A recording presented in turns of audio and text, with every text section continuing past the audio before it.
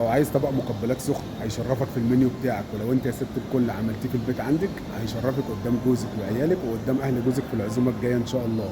عندي صدرين فراخ، عندي طاسه سخنه على النار، عندي بصل مفروم وثوم مفروم واعشاب مفرومه وفلفل الوان متقطع صغير او متقطع برنواز بلغه الشيفات.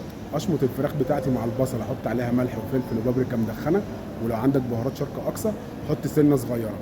الكلام ده كله اتشمط، انزل بشويه ميه صغيرين نلم قعر الطاسه عشان ده اللي فيه التيست كله، شويه كريمه لباني او شويه وايت صوص، وانزل بالكلام ده كله واخليه يأثر على نار هاديه.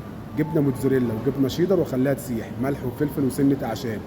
احط شويه الفلفل البرنواز بتوعي عشان يدوني شكل وما يخليهمش يموتوا الزبون او انت تحس بطعم الفلفل في بقك. تمام كده. اغرف الطبق بتاعي على الوش، احط فلفل هالبينو واحط خيار مخلل مع كزبره خضراء، اقلي شويه كورن تورتيلا واقدم الطبق بتاعي. لو عجبتك الطريقه قول لي في التعليقات، بشوف التعليقات وبرد عليها بنفسي. رحله طعم مش مجرد وصفه. تابعني عشان اللي جاي ألذ.